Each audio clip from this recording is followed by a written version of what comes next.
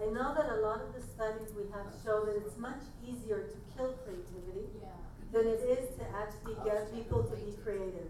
So one thing you might try to do is just not kill creativity or playfulness. You might find it's there, even without. Yeah. So I know you said that as you get older, you lose your creativity.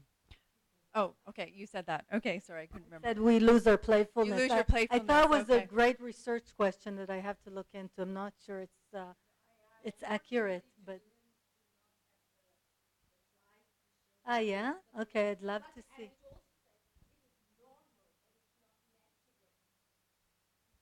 So I feel a lot of that is to do with how we're brought up in our conditioning, right?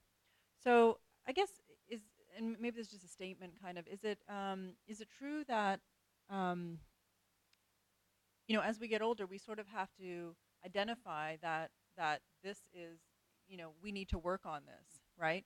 I mean, that may not come to us. It's sort of like we need to identify that, we've been conditioned a certain way as we grow up, and we need to work on becoming more playful, right? So yeah, so I think is it more like each of us has to sort of look internally and figure out, like, we're I think internally, right. but from what we see in the studies and from what I talked about, it also has to do with your working space, with the people working with you. So it's not only an internal, because if she's the boss Right. and she can do something about the workspace and make people feel it's safer to play, or if this boss, it's allowed to buzz them, or maybe you don't have to buzz them at 2 o'clock at night, but 8 o'clock in the morning you can tell them, I have a creative idea, and you won't feel it's off with your head, Right. then people will be more playful and more creative. Right.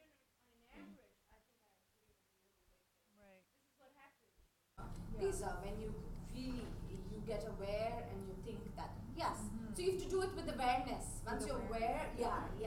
Otherwise, it's just the it is the mundane. paradigm, so you just have to be aware of it, and also, like you said, create the environment to. By the way, putting on my Indian glasses or Indian identity, just before coming here, I went to Pune to Osho's ashram, and I heard a talk by Osho, and his talk was against seriousness. Correct. So the talk that he gave was actually how serious we take ourselves, Yes. and how we should probably be less serious. Absolutely, and as we grow older and the bigger labels we have, so it just sort of means you have to be you're even more serious. So I'm the CEO, so I can't be seen fooling around or laughing around or doing not so corporate stuff. Just to give you an illustration, I'm a coach and I do a lot of corporate work. So my emails are always full of color. So actually, somebody who didn't know me and I just got my emails called me up to ask me, Just, what standard are you in? Because they didn't think that an adult or corporate person would actually use color in sending emails. So those are the kind of beliefs people would have. Yeah. So yeah. So your credibility was questioned. Yeah, no, of course not. They ended up hiring me and paying me more money. Okay, paid your email. Yeah. So I just want to good. More to what the gentleman said. The biggest phrase that I heard as a creativity killer was, that's the way we've always done it. Absolutely. That people are afraid of the change, that they might not fit in, and they want to be part of the crowd. And I want to add to that and say that actually women play less, because I think women have more chores, and women a lot of times feel that they have less power, and we need to feel secure to play. So there's actually a lot of work and data showing, there's like this great book, it's called Overwhelmed, How to Live When We Have so much things in our lives. And she actually also makes the point about how women are less playful than men, because when people get titles, on the one hand they can play less, but on the other hand they have more power. So in Greek mythology, the gods are the ones who are playing, and lots of times the CEOs and the senior managers are the ones who are going out for play workshops, whereas the simple employees, or the women are less allowed to be playful, or their credibility might be questioned more, which it's anyway questioned a lot of times being women in spheres that are more masculine.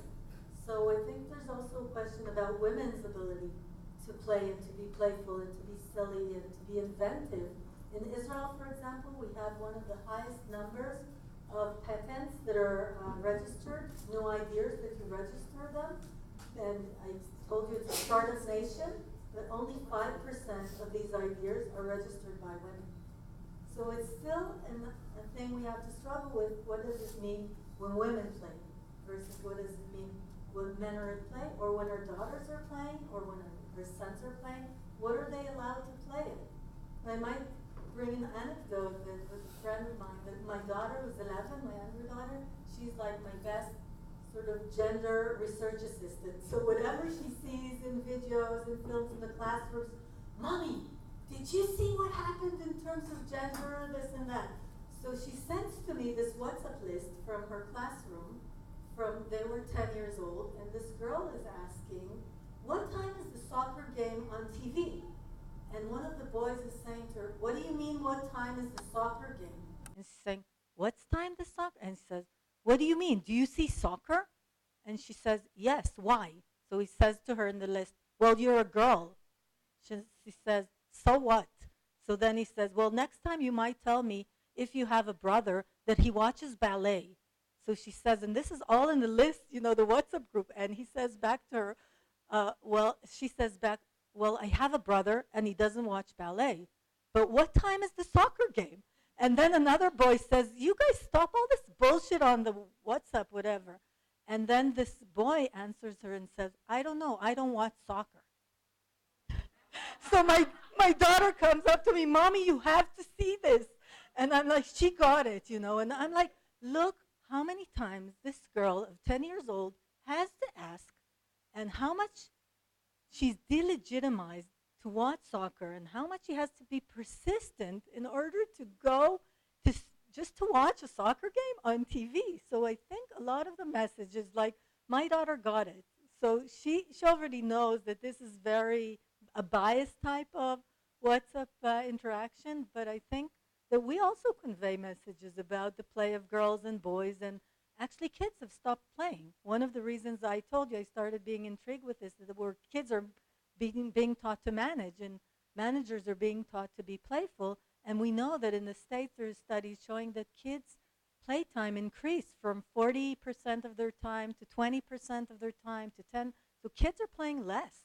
So now they have to play when they build up their startups, when they're 18 or 20 or 50 or whatever. So, yeah. Do we still have time? Okay. Any other questions, or we call it a day? Great. So I want to thank you. You're all very playful and intelligent listeners. Thanks. Thank you all of you for being part of sessions. Thank you.